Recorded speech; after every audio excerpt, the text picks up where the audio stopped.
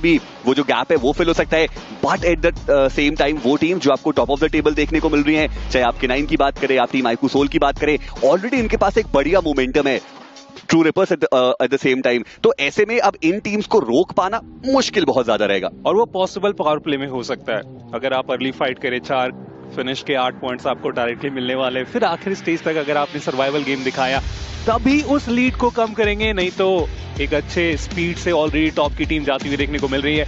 देखिए इस बार drop clash तो नहीं हुआ है, ऑलरेडी बहुत बड़ा इलाका है जो हमें पानी का एरिया देखने को मिल रहा है, और ऐसे में अब और कन्फाइंड स्पेस में जब टीम्स आएंगी, अर्ली ऑन फाइट्स लेंगी, मजा आएगा देखने में। And at the same time team genesis, उनका एक ड्रॉप क्लैश नॉनेक्स के against it might be possible हमें होता हुआ क्या उन्हें वो मौका भी मिलेगा। कोशिश अच्छी थी लेकिन आसान नहीं होता है कि आप हवा में ही प्लेयर को नॉक कर दें।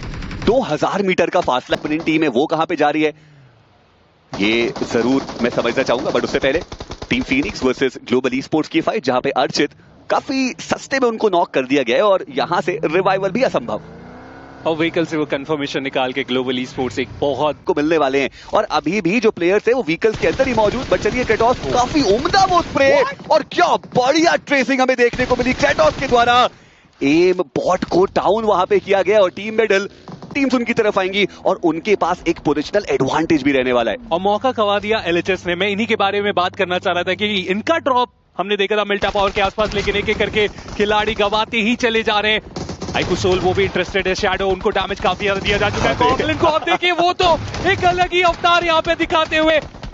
शैडो, उन्हें मौका तक नहीं मिला कि पहले सामने फाइट करे या बैकलाइन में फाइट करे, बट क्रेटोस वो भी सरप्राइज देते हुए जोकर, उनका एलिमिनेशन हो चुका है इस मुकाबले से। एलएचएस फाइट बैक करते हुए, और ईवल वो अभी भी सरवाइव कर रहे हैं और वो नॉक प्लेयर को फिनिश भी करते हुए जा रहे हैं। नकुल को वहां पे वो फिनिश निकालना चाहिए था। एक ग्रेनेड है नकुल के हाथ में और देखना यही कि ईवल क्या अकेले ही वो पूरी टीम को वाइप करके जाएगी। Evil what, he strikes again, और वो जो फिनिश कंफर्मेशन है वो उनके खाते में जाएगा।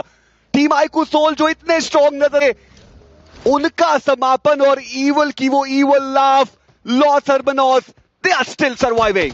लेकिन इनके लिए भी कहानी अभी बहुत ज्यादा साधारण हो सकती है। इस पॉइंट से भी पावर प्ले वो समाप्त हो चुका और उसके बाद ये फिनिशर निकाले गए, इसका मतलब वो डबल पॉइंट्स आपको मिलेंगे नहीं। बैकलाइन से ओजल का जो अगला शिफ्ट आया है, एक बार फिर से ओजी वो बहुत ज्यादा खुश रहने वाले। आदि भी इस बार थोड़ा खुश रहेंगे और स्प्लिट काफी अच्छे तरीके से मेंटेन किया गया है। सिवर्नी से रोटेट करके आए K9, वो अब लिपोका डाउन किए जाएंगे निंजा जॉर्ज के द्वारा। और मैं इसी फाइट की बात कर रहा था, और ट्रू रिपर्स की बात करें तो उनको तो सैंडविच कर दिया गया। पीछे से वर्सेटाइल है, आगे जाएंगे वहां पे सिन्वे की टीम मौजूद है, और ऐसे में दिक्कतें बढ़ सकती है ट्रू रिपर्स की। वो ओवरऑल स्टैंडिंग में पहले पायदान पे आने का सपना क्या वो आज के दिन के अंत तक रह पाएगा? रॉनी, उनका एक वार, कियोलमाओ last man standing, not for long. और इसी के साथ ये 4 फिनिशेस जाते हुए टीम वर्सेटाइल ई स्पोर्ट्स के पास। और देखिए हम कह भी रहे थे ना कि एक साथ एकजुट कम दिखती है वर्सेटाइल, पर जब दिखती है तो फिनिशेस भी लेके जाती है। और बुरी खबर हुई ट्रू रिपर्स के लिए, 2 बेहतरीन टीम आज के दिन पे जो खेली है उनका एलिमिनेशन हो चुका है। बाकी टीम के पास अपॉर्चुनिटी की उस ओवरऑल स्टैंडिंग में वापसी करे, बट निंजा जॉर्ज उन्हें गिराया जा चुका है, वो टाइम नहीं मिला रीसेट करने का। रॉनी, उनकी भी मुश्किलें बढ़ाई गई, बट सारंग वहां पे अटैक करते हुए, सरप्राइज करते हुए, लेकिन आखिरकार एलिमिनेशन VXC का भी होता हुआ। ग्लोबल ई स्पोर्ट्स अपने नंबर्स के साथ आए और VXC को बाहर का रास्ता दिखाएं। पर देखना यही कि जेनेसिस क्या वो धाबा बोलने वाले हैं। अभी भी अगर आप ग्लोबल ई स्पोर्ट्स की बात करें तो ऐसा नहीं है कि उनके ऊपर बहुत ज्यादा डैमेज आया। आदि को अपने आप को हील जरूर करना पड़ेगा, बट मान्या उन्होंने शुरुआत कर दी, उन्होंने पूरा प्रेशर हटा दिया अपने प्लेयर्स के ऊपर से, और ये ओपनिंग बहुत ज्यादा नीडेड थी।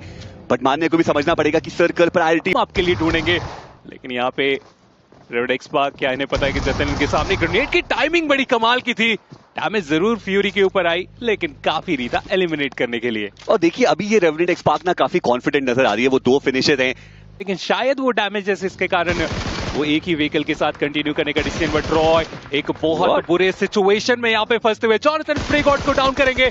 पंक अपने ऊपर भी काफी ज्यादा डैमेज ली, लेकिन कार्य समाप्त हुआ नहीं। ग्रेनेड काफी अच्छी हो सकती है, लेकिन सामने से वो स्लैमिंग व्हीकल के साथ वो रीड उतनी अच्छी हुई नहीं, और पंक वो फिलहाल गिरते हुए। मुश्किल यहाँ पे बढ़ सकती है। हालांकि अब जो प्लेयर्स है उनको नॉकआउट किया गया है। सबसे बड़ा खतरा वो रेवनेंट एक्सपार्क और टीम सिन्वे रहने वाली है, क्योंकि उनके पास वो हाइट का एडवांटेज और जोन का एडवांटेज भी रहेगा। बट ऐसे में पंक को बचाया नहीं जा पाया, और सिन्वे वो भी धीरे धीरे पोषण कर रहे हैं, वो थर्ड पार्टी करना चाहते हैं यहाँ पर। मान्या को आप देखिए, वो गॉड्स के बिल्कुल पड़ोस में, लेकिन वो नॉक नहीं आया। आदि का फिनिश कंफर्मेशन जरूर निकाला गया है, लेकिन वो ग्रेनेड आएगा रेक्स बॉय का, जॉनथन उनको डाउन किया गया और अब बचते हैं मात्र 2 खिलाड़ी। पर देखना ये कि सर्कल के अंदर जाएगा तो जाएगा कौन, मानने अब वो आगे गए और मुश्किलें तो देखिए उनकी भी बढ़ाई जा रही हैं। एक बार फिर से आउट नंबर ये हो चुके और एजेस में जो ये जाने का डिसीजन है ये भारी पड़ सकता है। गॉड्स व्हीकल बहुत ज्यादा डैमेज, जल्द से जल्द इस व्हीकल को छोड़ के आगे जाना पड़ेगा। एडमिनो उनके पास भी एक व्हीकल हम देख पा रहे हैं। हंटर दूसरी तरफ सिनवे के साथ एक कमाल की जंग करते हुए एक न्यू के ऊपर वो अटैक। गॉडसेन ईस्टर्न साइड की जो फाइट आपने मेंशन किया था उसका परिणाम ओजी उस फाइट को जीतेंगे और आसानी से वो आगे बढ़ने वाले। लेकिन गॉडजी फाइनली उस व्हीकल को छोड़ा गया क्योंकि ब्लास्ट के बाद अब उसके साथ तो आगे बढ़ना नामुमकिन। पर देखिए वो जो पोजीशन है वहां पे बच पाना असंभव है। एडमिनो सबसे पहले उनको फिनिश ऑफ किया गया और अब गॉडजी वो बचते हैं। कहां स्मोक करके इन्होंने यहां से एग्जिट लेना ठीक समझा, लेकिन एक तरफ से डैमेज तो दूसरी तरफ से वो कंफर्मेशन की पूरी पॉसिबिलिटी रहेगी। वाइपर निंजा बॉय की मुश्किलें बढ़ा रहे हैं उस पॉइंट पे और ये अवतार देख के अच्छा लग रहा है कि फाइनली रेवेंट एक्सपार्क भी अपने सर्वाइवल गेम के साथ साथ वो फिनिशेस भी निकाल रहे हैं। पर इस एज की फाइट में फायदा किसका होगा, देखने वाली बात वो है। सिनवे विशु उनका जो फिनिश कंफर्मेशन है वो आएगा। हंटर थोड़ा ओवर एक्सपोज किया खुद को और उसका जो पलटवार है वो के द्वारा जैप की बात करें वो ऑलरेडी आगे निकल गए और ऐसे में हंटर्स वो अभी भी पीछे मौजूद है। रेवेंट एक्सपार्क उनके ऊपर वो वार कर सकते हैं, एक नॉक जरूर निकाला पर पलटवार आएगा। फिर बात करें सिनवे की तो उनका समापन उसी के साथ 9वें पायदान पे सिनवे इस मुकाबले से बाहर। बट अब बारी आती है इंपॉर्टेंट फाइट की, नेबुला वर्सेस ओरंगुटैन।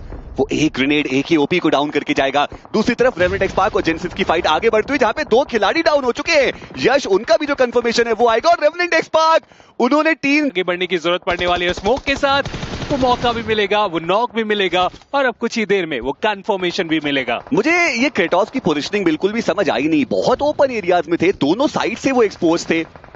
पर चलिए काफी आसानी से जो फिनिश कंफर्मेशन है वो आएगा। ट्रेस गॉड मीनवाइल वो भी ज्यादा देर तक सरवाइव नहीं कर पाए और उनका भी जो संपास ऑलरेडी आ चुके हैं। But just look at omega, वो बिल्कुल सेंटर की तरफ आ चुके हैं। स्लग का ग्रेनेड कलयुग को वहां पे डाउन किया गया और वो एक ग्रेनेड एनोनिमस का जो सफर है वो भी समाप्त करेगा। Non act finally trace God उनका वो वार स्लग उनको सबसे पहले टेक डाउन किया गया है। जो सिचुएशन है वो अब इवन स्टीवन हो चुकी है। कुछ और शॉट्स वहां पे गए, डैमेज बहुत ज्यादा, लेकिन पलटवार आएगा ओमेगा का। आईजीएल एक बार फिर से स्टेप अप करेगा और सामने ओरंगुटैन की आईजीएल को ही सबसे पहले टेक डाउन किया गया। बट आदि ही स्ट्राइक्स, विज़गॉड उनको डाउन किया गया और ये 2 तरफा वार ओरंगुटैन के एप्स के लिए बिल्कुल भी सेहतमंद तो नहीं है। ओके 9 को रीसेट करने का जो टाइम मिला उसके बाद एडवांस करके वो ग्रेनेड करते चले जा रहे हैं। विज़गॉड उन्हें रीसेट तो यहाँ पे करने का जो टाइम डिमांड कर रहे थे वो उन्हें मिला। स्टिकी बॉम्ब उनके पास था लेकिन फर्क पड़ेगा नहीं। बीस्ट अब एडवांस करते हुए K9 आगे बढ़ चुके। फाइनली एलएचएस का भी एलिमिनेशन हुआ इस मुकाबले में। सर्वाइवल गेम इविल का लाजवाब, लेकिन बीस्ट वो नीचे गिर गए।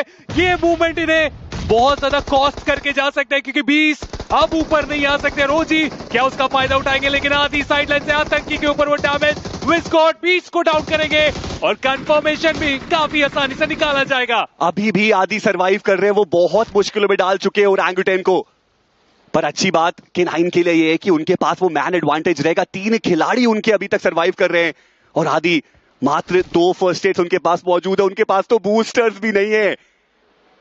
कितने और फिनिशेस वो यहां से निकाल के जा सकते हैं। टॉप 3 में अपनी टीम को लेकर के आए, एक प्लेसमेंट का पॉइंट तो एक्स्ट्रा उनको मिल ही चुका है और आदि वो व्हीकल लेकर के आगे जा रहे हैं। वो विज़गॉड के ऊपर जाना चाह रहे थे बट स्लग उन्होंने वो फिनिश कंफर्म किया और अब विज़गॉड वो बचते हैं एकमात्र खिलाड़ी। एक 1v3 की सिचुएशन, स्लग के पास अभी भी वो हायर ग्राउंड रहेगा और ऐसे में विज़गॉड के पास कोई ग्रेनेड नहीं और वो